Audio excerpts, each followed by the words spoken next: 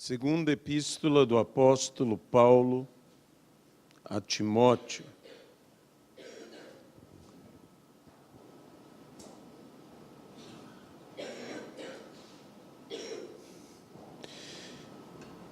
Senhor nosso Deus, abençoa-nos aqui e fala aos nossos entendimentos, fala aos nossos corações e provoca em nossas vidas que possamos viver a plenitude da boa, perfeita e agradável vontade de Deus em nossas vidas, em nossas famílias. Abençoa-nos, ó Senhor, e na dependência total do Teu Espírito, nos entregamos em Tuas mãos, no nome de Jesus Cristo. Amém. Segunda Epístola do Apóstolo Paulo a Timóteo, capítulo de número 1. E o trecho que está do versículo 3 ao versículo 5, especialmente o versículo de número 5. Dou graças a Deus, a quem desde os meus antepassados sirvo com consciência pura, porque sem cessar me lembro de ti nas minhas orações, noite e dia. Lembrando das tuas lágrimas, estou ansioso por ver-te, para que eu transborde de alegria, pela recordação que guardo da tua fé sem fingimento, a mesma que primeiramente habitou em tua avó Lóide e em tua mãe Eunice, e estou certo de que também em ti. Que Deus possa abençoar a sua palavra em nossas vidas, no nome de Jesus Cristo. Agora, na mesma epístola, seguindo, vamos até o capítulo de número 3 e o versículo de número 14 em diante, até o 17. Paulo, falando a Timóteo, diz: tu, porém, permanece naquilo que aprendeste e de que foste inteirado, sabendo de quem o aprendeste, e que, desde a infância, sabes as sagradas letras, que podem tornar-te sábio para a salvação pela fé em Cristo Jesus. Toda a Escritura é inspirada por Deus e útil para o ensino, para a repreensão, para a correção, para a educação na justiça, a fim de que todo homem de Deus seja perfeito e perfeitamente habilitado para toda boa obra. Permanece naquilo que aprendeste e de que foste inteirado, sabendo de quem aprendeste e que, desde a infância, sabes as sagradas letras, que podem tornar-te sábio para a salvação pela fé em Cristo Jesus. Que o Senhor possa abençoar de fato as nossas vidas, no nome de Jesus Cristo. Não existe bênção maior na vida de uma pessoa do que a família. A família é uma grande bênção, mas estranhamente as maiores bênçãos, uma vez contaminadas, uma vez corrompidas, também podem se tornar a maior das maldições. A maior das alegrias pode se tornar a maior das tristezas. A maior das felicidades, a maior angústia que pode existir. O apóstolo Paulo nos fala deste que, segundo os estudiosos, seria o grande discípulo do apóstolo Paulo. Houve vários que Paulo se dedicou, os treinou, os capacitou. Entre eles podemos falar de Tito, possivelmente até mesmo Lucas e outros homens e mulheres de Deus que estiveram junto ao apóstolo Paulo. Mas Timóteo é alguém especial na vida de Paulo. É um verdadeiro, não apenas filho na fé, mas nos sentimentos do apóstolo Paulo. Este foi como um filho para Paulo, e Paulo como um pai para Timóteo. Ele, Timóteo, aprendeu as Sagradas Escrituras desde sua infância. Foi alguém que surpreendeu a Paulo pelo apego às Escrituras, não somente o conhecimento, mas a prática, no que Paulo fala de uma fé sem fingimento, e que Paulo descobre a origem desta fé. Paulo diz que houve essa fé sem fingimento, esta fé no testemunho da avó, no testemunho da mãe de Timóteo. Essas duas mulheres, mãe e avó, e é interessante a forma como Paulo citando primeiramente Lloyd, a avó de Timóteo, e depois Eunice, a mãe de Timóteo. Essas duas mulheres foram chave na vida de Timóteo. Como há de se esperar que as mães sejam essenciais, e o são, na vida de todos os filhos. A própria palavra do Senhor não apenas compara, mas estabelece a maternidade como um ministério. Não apenas uma responsabilidade, não apenas uma eventualidade. Não é que se achou-se mãe, mas praticamente serve como mãe. A palavra ministério significa serviço, servir a outro, altruisticamente servindo, desinteressadamente servindo, dedicadamente servindo, intensamente servindo. Isto é ministério.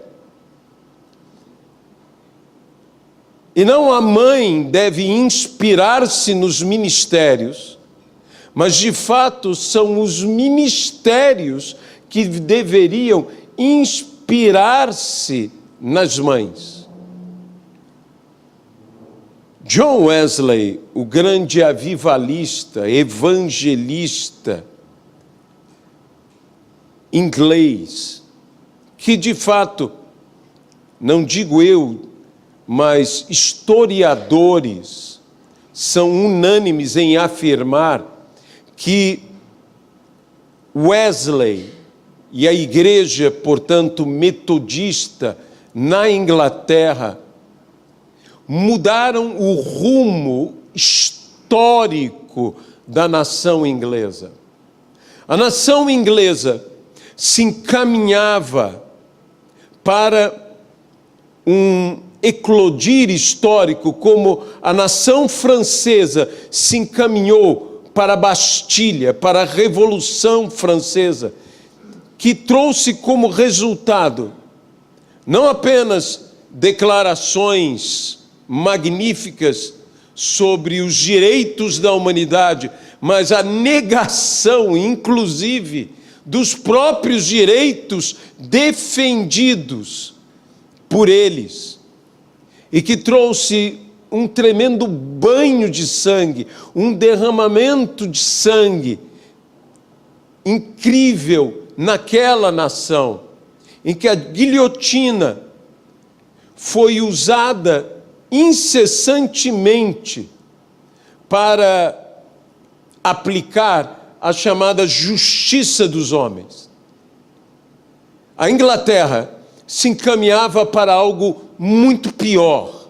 A Inglaterra se encaminhava para algo muito mais terrível e muito mais sangrento do que a França vivenciou.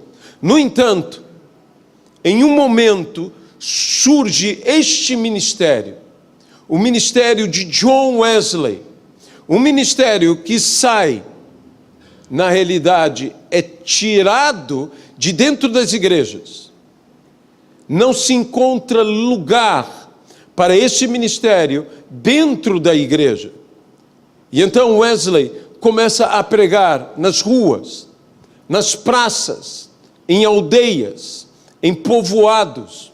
Wesley, com seu famoso cavalo, o velho cavalo de Wesley, caminham mais um pangaré do que qualquer outra coisa, e chega o pregador em lugares remotos da Inglaterra, com uma palavra de fé, com uma palavra transformadora, com uma palavra de uma fé genuína, que parte de um coração ardente, um coração em chamas. Ele próprio intitula a sua experiência de um coração em chamas. E nesse fogo, chamemos fogo wesleyano, deste ministério, a Inglaterra se converte, não há outra palavra para isto. Igrejas surgem no decorrer dos anos, igrejas às vezes numa mesma rua de Londres, surgem uma igreja de frente à outra, uma igreja em cada esquina. A Inglaterra é transformada. E de onde surge tudo isto? Wesley, já com idade avançada, Wesley já depois dos seus 80 anos, o que era uma raridade nos dias de Wesley, um homem alcançar uma idade tão longa. E isto lhe foi atribuído pelo seu costume de, no mínimo, caminhar diariamente orando 3 milhas. Wesley, no mínimo, caminhava orando, caminhava falando com Deus, por ser uma pessoa extremamente dinâmica. Talvez alguns o tivessem hoje como um hiperativo. Wesley não conseguia ficar muito tempo parado, ajoelhado. Ele necessitava caminhar e ir orando. Então, ele saía pelas florestas, ele saía pelos bosques a orar, e diariamente gastava tanto tempo orando e tanto tempo andando, e, em média, caminhou todos os dias de sua vida, 3 milhas. Isso é algo impressionante.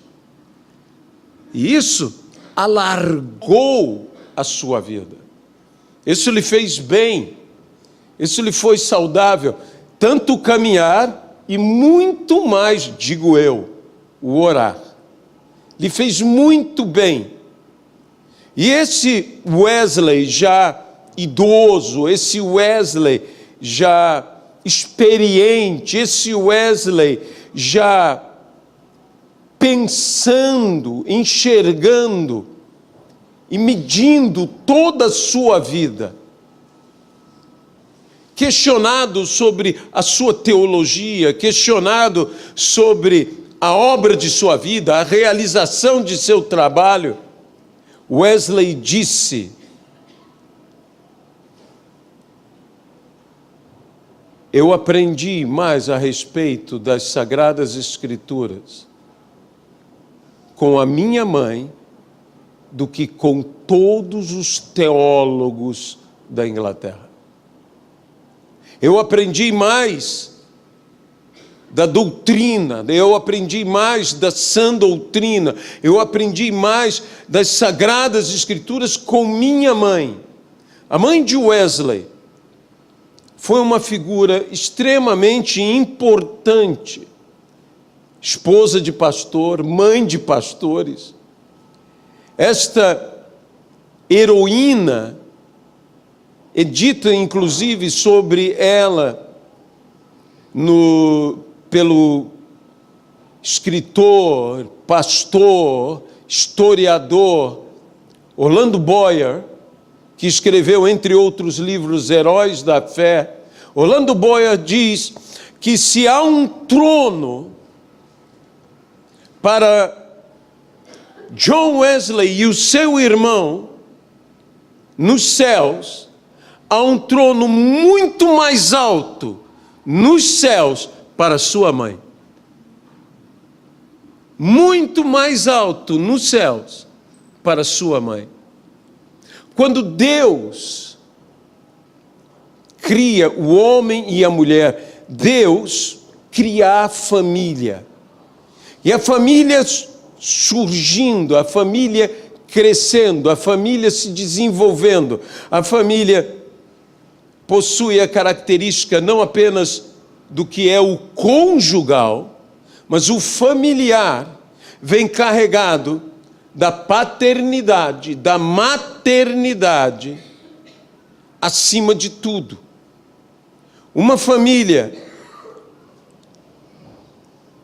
e digo, na manifestação do que é comparável ao amor de Deus, é acima de tudo o amor maternal. Não existe amor mais espontâneo, mais descomprometido do que o amor de mãe. A mãe ama porque é mãe. Ama aquela criança não pelo que aquela criança lhe deu ou lhe dará. Porque o que uma criança pode dar aos seus pais, e agora especificamente à sua mãe? Preocupações acima de tudo. Muitas vezes, dor, sofrimento. Veja que quando Jesus é levado ao templo e quando Maria o carrega em seus braços, José junto com eles, na apresentação de Jesus no templo, quando eles oferecem a sua oferta no templo, pelo primogênito, por Jesus, e quando ela recebe a palavra e diz a palavra que ele será motivo de escândalo, que ele será motivo de dor, e assim por diante, o profeta vira-se para Maria e diz: e a tua alma será atravessada por uma espada. Não o teu corpo, mas a tua alma, na figura, no panorama da crucificação, Nossos olhos estão muito sobre a dor de Cristo, como não poderia deixar de estar. Sobre a dor do Pai, como também não poderia deixar de estar. Mas naquele dia, houve uma dor intensa, uma dor tremenda, uma dor que sofreu por Cristo, que foi a dor de Maria. Naquele dia em que Cristo morreu na cruz do Calvário, a espada atravessou a alma de Maria. Houve mais do que a dor na cruz, houve a dor fora da cruz. Os que sofreram por causa da cruz. E meus irmãos, hoje a igreja está muito afastada disto. A igreja está muito feliz pela a dor que houve na cruz e que nos deu a libertação, pelo sangue que foi derramado na cruz e nos libertou, pela morte que nos trouxe vida. Mas nós não temos o sentimento nobre, o sentimento de amor, não pelo que se pode dar, mas do amor maternal, do amor, agora eu direi mariano, no sentido que era de Maria mesmo, no amor de Maria, que sofreu, que sentiu a dor, que o que o seu filho sofreu naquela cruz, ela estava sofrendo, sua alma estava sendo dilacerada como por uma alcateia de lobos, ela estava sendo maltratada. Havia uma dor fora da cruz e era intensa.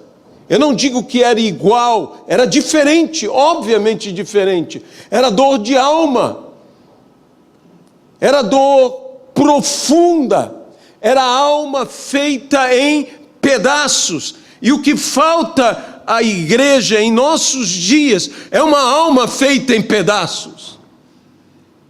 Nós não mais sofremos porque Cristo sofre. Nós apenas nos alegramos porque o seu sofrimento produziu para nós a alegria da salvação. Amém e aleluia. Mas a dor de Cristo deveria ser significante para nós. Por isso nós não deveríamos entristecer o Espírito Santo. Nós não deveríamos fazer Deus derramar lágrimas.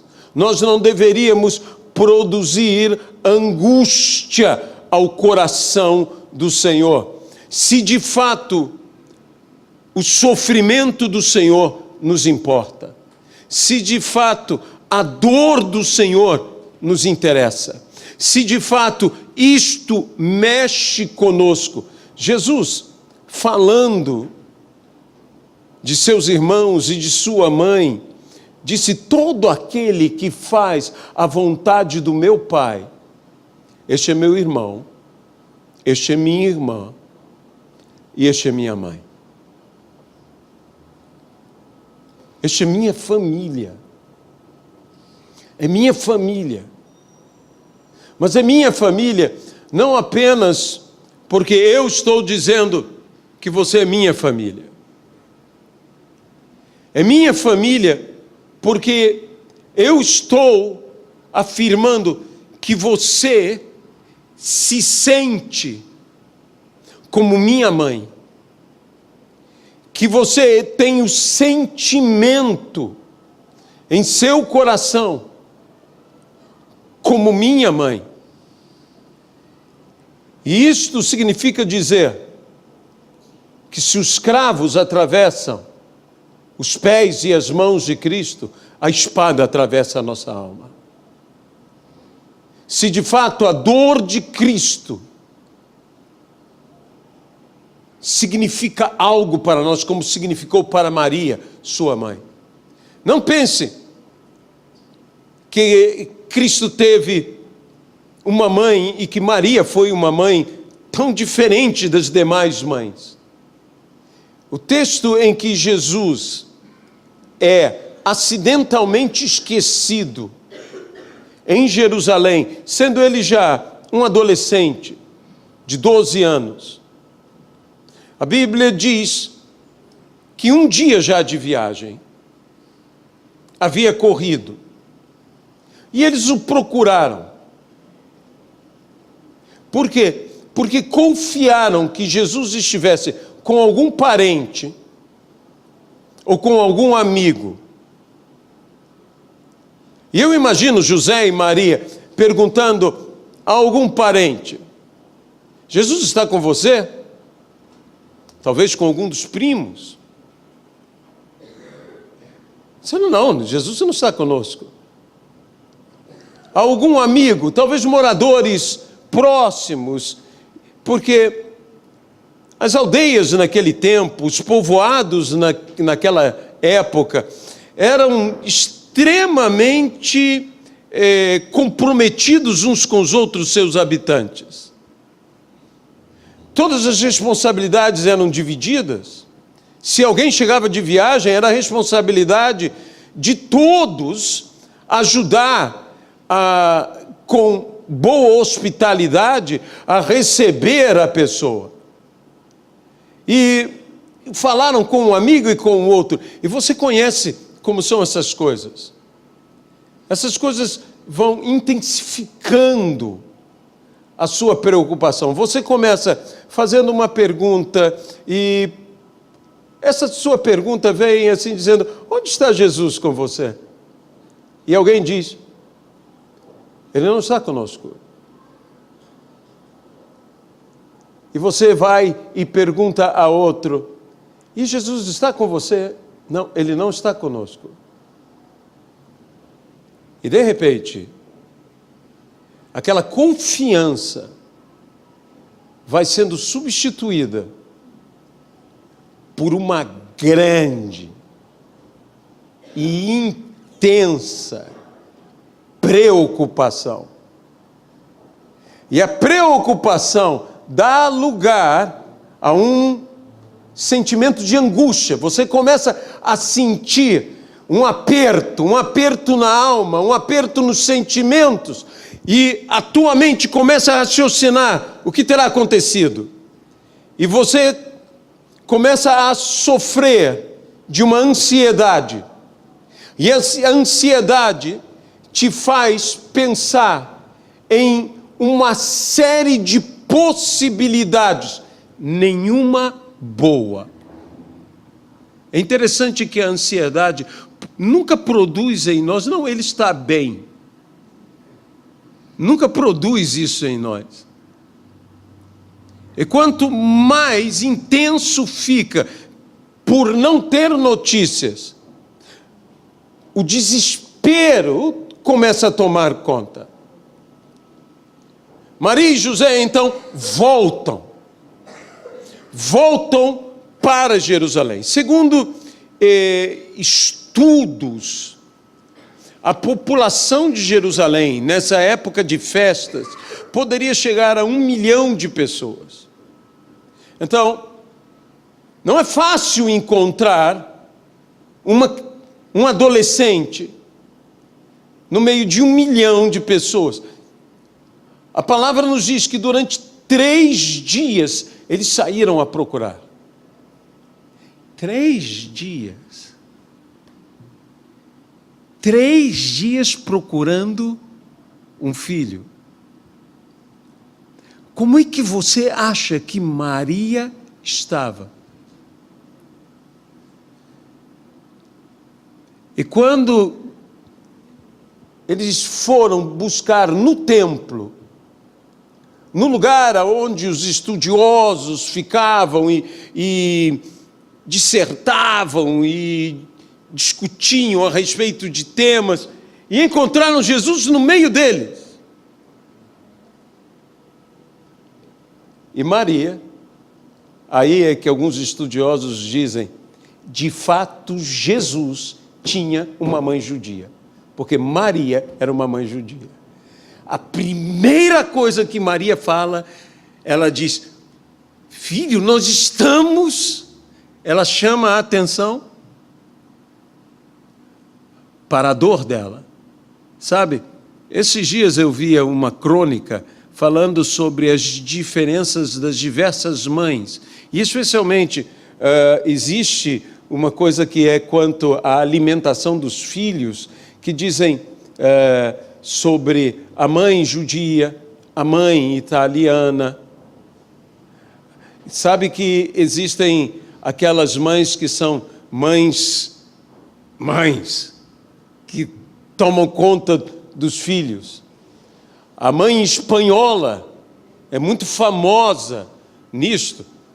Uma mãe matriarcal que olha tudo. Não deve ser diferente da mãe portuguesa, mas ela tem uma grande fama da mãe espanhola, geralmente vestida de preto, geralmente uma avó com o seu leque espanhol, olhando todas as coisas, e atrás do seu leque, tendo aquela visão. Mas a mãe italiana, a famosa mamma italiana, é muito mais intensa. Você não é raro ver isso, quem já teve a oportunidade de andar na Itália, de como a mãe italiana é com os filhos, e como os filhos são com a mãe italiana. É algo muito interessante de se ver, como ela está, e não importa que ele tenha casado, ela continua. Ela quase que diz para a nora, passa de lado, eu sou a mãe. E elas tomam um pouco essa postura. Da onde vem muitas das piadas que nós conhecemos sobre sogras, vem principalmente da cultura italiana. E isso não é crítica nenhuma. É simplesmente uma realidade. Mas existe uma mãe mais intensa que a mãe italiana, é a mãe árabe. A mãe árabe. Eu tive a oportunidade de conhecer algumas, e especialmente uma que seu esposo era de origem árabe, ela era de origem árabe, ele pastor, ela pastora com ele, e era impressionante você chegar, e como eu tive a oportunidade de chegar, e ver a família, e ver como ela coordenava tudo, e ajeitava tudo, e dava ordens em todas as coisas, e especialmente no momento de preparar aquela ceia, e ela era a mãe. Mas dizem os estudiosos, isso é antropologia, isso é sociologia, que ninguém bate a mãe judia. Que essa tem certeza do seu ministério, que ela é a protetora, ela é a guardiã. Para você ter uma ideia, o Mossad, o serviço secreto de Israel, tem um ditado: meta-se com o espião judeu e você terá que se ver com a mãe judia. Ou seja, existe algo mais perigoso que o espião judeu. É a mãe do espião judeu. Chega a ser cômico. Mas a mãe judia, ela traz toda a dor para ela. E muito da nossa cultura, principalmente por causa da cultura portuguesa, porque sabe do seguinte, a cultura portuguesa, nossa, é extremamente influenciada pela cultura judia por causa dos cristãos novos, que eram de fato judeus, e no Brasil mais do que em outros lugares, que temos tantos desses nomes como Lima, como Oliveira, como Camelo, como outros nomes de origem latina, que de animais, de árvores, e o nome mais popular nosso, que é a selva, que é o silva, né? Selva, vem justamente isso, que é da selva, é o silva, especialmente por causa dos que foram enviados para a selva, os que foram tirados, mandados, desterrados para o Brasil e ficaram na selva. Então eles são os silva, os que são da selva. A mãe judia, quando o filho lhe faz qualquer coisa, o seu termo genérico é dizer: vocês estão me matando. Vocês estão me matando. Se o filho não come, ela disse: come, que senão eu morro. Se o filho não lhe obedece, se você não me obedecer, eu vou morrer. Ela sempre traz uma tragédia para ela, é ela que sofre, é ela que... Vocês estão me matando. O que eu falo, e até mesmo acho que foi o Boechat, esses dias, fez uma comparação, e é de fato, a mãe italiana diz: come, que senão eu te mato. A mãe italiana é de outro... Logo, se come muito mais na Itália, eu imagino, do que em Israel. Porque na Itália a mãe tem outra abordagem, vamos dizer. Come isso, que senão eu te mato. E a judia vai dizer: se você não comer, eu morro. E não sei se funciona, vai ver que funciona. Mais do que eu imagino, tudo depende de qual a importância que ela tem para você. Mas nisso é que os historiadores falam: Maria, e por favor, eu não estou querendo denegrir a imagem de Maria, de forma alguma. E também não há como imaginar que Maria não estivesse aflita. Um dia de ida, um dia de volta, 3 dias de busca, são 5 dias, sem saber de Jesus, sem saber da criança. Meus irmãos, hoje é dia das mães, e nós deveríamos entender esse sentimento da mãe para com os filhos, especialmente esse sentimento de Maria. E eu levanto algumas coisas aqui. Se Jesus não está com um dos meus parentes, ou se Jesus não está com um dos meus amigos, se isso não angustia a minha vida, que sentimento eu tenho para com Jesus? A quantos parentes meus Jesus não está com eles? A quantos amigos meus Jesus não está com eles? Mas isso não me aflige. E dirá: é porque você não tem o sentimento certo para com o seu parente. E aí eu direi: é porque você não tem o sentimento certo para quem não está presente, que é Jesus. Porque não é que eles não tivessem o sentimento certo para com os amigos e para com os parentes, porque eles tinham o sentimento certo para com os amigos, para com os parentes, inclusive de confiança. Mas eles se angustiaram, não é por um sentimento para com um parente, mas era por um sentimento para com Jesus. Jesus tinha que estar aqui. Jesus tinha que estar com os meus parentes. Jesus tinha que estar com os meus amigos. Perder a Jesus, perder a única coisa que Maria e José não poderiam perder de forma nenhuma. Sabe, na nossa vida nós perdemos muitas coisas, acontecem imprevistos, e nós perdemos condição social, econômica, perdemos bens, perdemos oportunidades, mas existem perdas que não há como você correr atrás de uma nova oportunidade, de um novo filho, se você perde um filho. Correr atrás de uma nova oportunidade, correr atrás de perdas econômicas. Isso podemos fazer, não quer dizer que vamos conseguir, mas podemos fazer. Mas a perda de um filho é uma perda para sempre. E por isso, nós deveríamos aprender com um sentimento materno. E deveríamos possuir na igreja o sentimento materno. Principalmente no que tange ao ministério da igreja, de qualquer um de nós. Nós deveríamos buscar uma maternidade, como a Bíblia fala, no ministério de mãe. A mulher no ministério de mãe. E nós deveríamos nos inspirar nisto.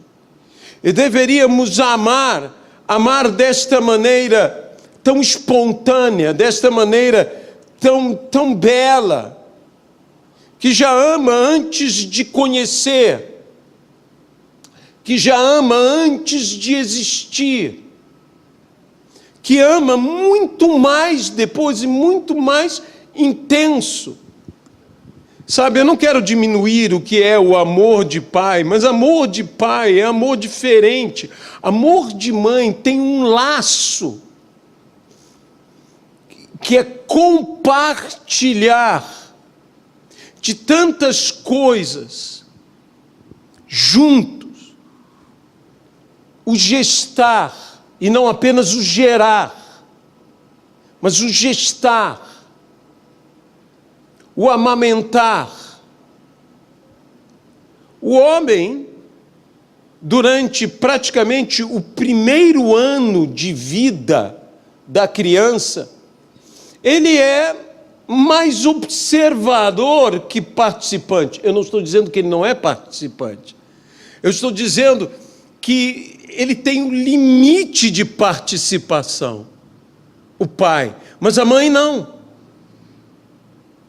A mãe se dá, a mãe literalmente explode para o filho nascer. Ela estoura, meu filho. Se você nunca viu um parto, saiba que a mulher, ela é uma explosão de vida. Deus fez a mulher para ser uma explosão de vida, e ela gera vida de uma maneira maravilhosa, e ela não somente gera, mas gesta, e ela não só gesta, ela não só concebe, mas ela dá a luz.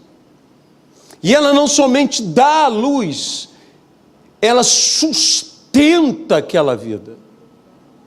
Ela traz aquela vida para perto dela, como uma criança. Ela se acalma imediatamente no contato com a mãe. São coisas impressionantes. E dentro da igreja nós precisamos desse amor. Dentro da igreja nós precisamos desse doar. Eu não estou dizendo que não existem mães que só a graça. Que existe mãe que é doente, que não é mãe. Mas eu estou falando da mãe na sua realidade. E isso não tem a ver com a formação dela, não tem a ver com a cultura dela, tem a ver com o fato dela ser mulher. E ser uma das coisas mais maravilhosas, esse sentimento. E eu digo, o amor mais semelhante ao amor de Deus é o amor de mãe. Não existe outro amor tão semelhante. Chamamos Deus de pai, mas bem poderíamos chamá-lo de mãe. Chamamos de pai porque a nossa cultura é uma cultura machista, patriarcal. Mas Deus, quando fala o El Shaddai, Shad significa seio, e portanto El Shaddai, o todo-poderoso provedor, que nada nos faltará, porque Ele pode prover tudo a qualquer um de nós. Isso significa o amamentador. Essa é uma figura que não é aplicada a homem algum. Que não é aplicada a homem algum. Deus nos amamenta, e a Bíblia diz como a criança, desmamada, se aquieta ou adormece nos braços de sua mãe. Assim é a minha alma para contigo. Ou seja, há um tratamento maternal de Deus para conosco, para com a nossa alma. E a nossa alma pode se acomodar tão bem nos braços do Pai. É que nós temos uma ideia disso, de se acomodar nos braços do Pai. Nós pensamos muito em um momento final, na morte, mas isso é para todos os dias da nossa vida. É o descanso, mas vindo de uma satisfação. A criança descansa porque ela está plenamente satisfeita, plenamente provida. É o que a Bíblia diz, que nós devemos ansiar o genuíno leite espiritual. Há uma satisfação que Deus quer dar a você, que você será satisfeito como uma criança que terminou de amamentar. Aquele mesmo descanso, aquela coisa tão plácida, tão calma, uma paz tão extrema. Deus deseja dar isto para a tua vida. E eu volto a dizer, que Deus encontre em nós o sentimento de amarmos como Maria amou a Jesus. Se nós amarmos Jesus como Maria amou a Jesus, eu não tenho dúvida de que nós faremos a vontade do Senhor. Amém?